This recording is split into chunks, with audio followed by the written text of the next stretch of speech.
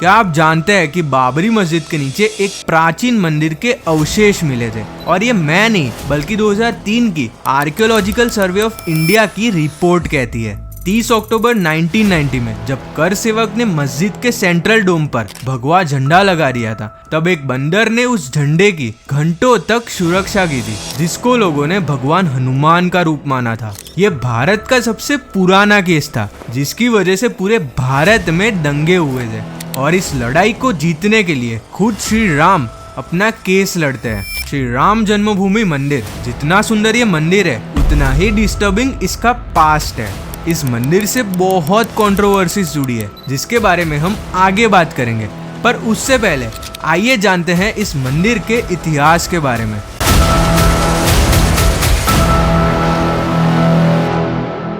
अयोध्या श्री राम की जन्मभूमि है। श्री राम के बेटे कुश ने सबसे पहले राम मंदिर का निर्माण किया था और उस टाइम पर अयोध्या किंगडम ऑफ कोसला की कैपिटल थी। जब महाभारत स्टार्ट होती है, तब बृहद्बला जो श्री राम के वंशज थे, उनको अभिमन्यु मार देते हैं। उनके जाने के बाद राम मंदिर की हालत बहुत खराब हो जाती है और तब 57 BCE में महाराजा विक्रमादित्य इस मंदिर को ठीक करते हैं। ईयर 1526 में बाबर ने पानीपत के युद्ध को जीतकर भारत में अपना शासन स्थापित किया था और ईयर 1528 में जब वो अयोध्या पहुंचा, तब हिस्टोरियंस यानी इतिहासकारों का मानना है कि उसने अपने कमांडर मीर बाकी को वहां मस्जिद बनाने का आदेश दिया था। उस मस्जिद का नाम रखा गया मस्जिद जन्मस्थान यानी 1992 की बाबरी मस्जिद। काफी हिंदू लोगों ने उसे रोकने की कोशिश की, पर अंत में उसे कोई नहीं रोक सका। अभी आपके मन में ये सवाल आ रहा होगा कि ये मस्जिद मंदिर को तोड़कर बनाई गई थी,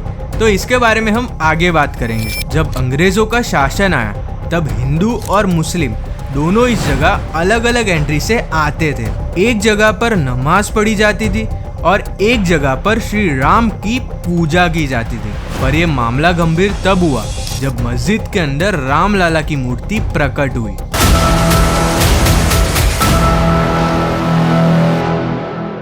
दिसंबर 1949 को अखिल भारतीय रामायण महासभा ने, जो हिंदू पोर्शन था, वहां पर कंटिन्यूअस 9 दिन तक रामचरितमानस का पाठ रखा था। जब ये पाठ 22 दिसंबर की रात को समाप्त होने वाला था, तब रामलाला की मूर्ति बाबरी मस्जिद के अंदर प्रकट हो जाती है। हिंदुओं ने इसे भगवान की कृपा मानी, पर मुस्लिम समुदाय का कहना था कि हिंदुओं ने जानबूझकर मूर्ति को अंदर रख दिया था ताकि उस जगह पर कब्जा जमाया जा सके।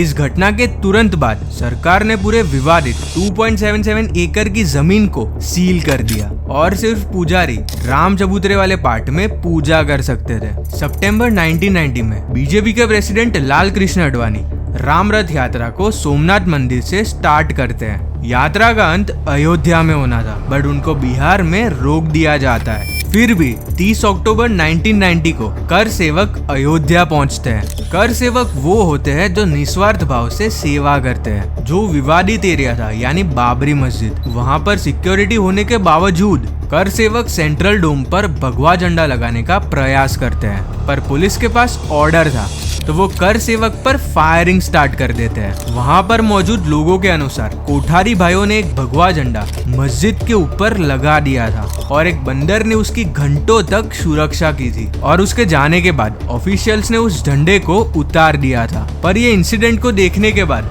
लोगों ने उस बंदर को भगवान हनुमान का रूप माना था। 24 जून 1991 को यूपी में पहली बार बीजेपी की सरकार बनती है। 6 दिसंबर को ये डिसाइड हुआ था कि कर सेवा की जाएगी, जिसमें लोग राम चबूतरा से थोड़ी दूर एक एक मुट्ठी मिट्टी लेकर जाएंगे और भजन और कीर्तन करेंगे और दूसरी तरफ नेताओं के भाषण चलेंगे। इस दौरान ये बात फैल रही थी कि लोगों ने विवादित ढांचे को गिराने की प्लानिंग करी है, पर जैसे ही 11:30 बजते हैं, सारे कर सेवक विवादित ढांचे की तरफ जाने लगते हैं और कुछ समय बाद बाबरी मस्जिद को गिरा देते हैं। इस घटना के बाद देश भर में दंगे होने लगे और मामला कोर्ट तक पहुंच जाता है।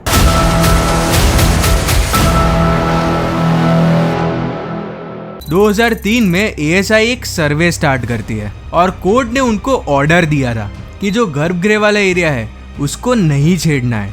अभी मैं जो भी चीज बोलूंगा उसको ध्यान से सुनना। ASI की रिपोर्ट के अनुसार बाबरी मस्जिद के नीचे एक स्ट्रक्चर मिला था जो नॉन इस्लामिक था और वो स्ट्रक्चर एक हिंदू मंदिर था। और दूसरी बात यह कि जो मस्जिद था वो खाली जमीन पर नहीं बना था। 2010 में कोर्ट ये फैसला सुनाता है कि उस जगह पर रामलला का जन्म हुआ था और बाबरी मस्जिद के नीचे कोई भी इस्लामिक स्ट्रक्चर से रिलेटेड चीज नहीं मिली है। हाईकोर्ट पूरे एरिया को 3 पार्ट्स में बांट देती है और जो सेंट्रल एरिया था उसको रामलला को दिया जाता है। जो राम चबूतरा वाला पार्ट था वो निर्मोही अखाड़ा को दिया जाता है। निर्मोही अखाड़ा एक प्राचीन वैष्णव संत संप्रदाय है जो राम जन्मभूमि का सबसे पुराना दावेदार था और उसने राम मंदिर आंदोलन में एक महत्वपूर्ण भूमिका निभाई थी। और बचा हुआ हिस्सा सुन्नी वक्फ बोर्ड जो मुस्लिम्स की तरफ से लड़ रही थी उसको दिया जाता है। कोई भी इस फैसले से मंजूर नहीं था तो मामला 2011 में सुप्रीम कोर्ट में चला जाता है। सबसे पहले सुप्रीम कोर्ट हाई कोर्ट के फैसले पे स्टे लगा देता है। सुप्रीम कोर्ट ने 9 नवंबर 2019 को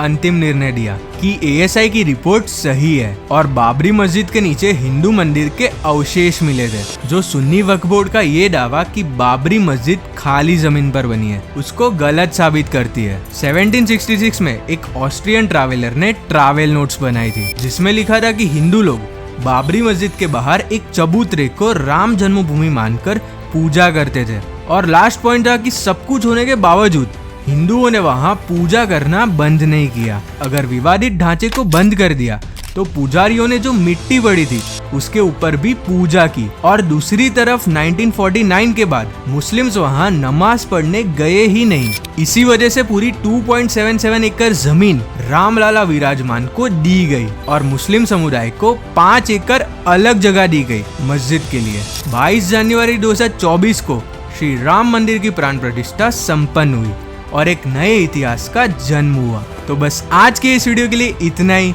मैं मिलता हूँ आपसे नेक्स्ट वीडियो में। जय श्री राम। अगर आपको ये वीडियो अच्छी लगी तो मैं रिकमेंड करूंगा कि आप नेक्स्ट ये वीडियो देखें।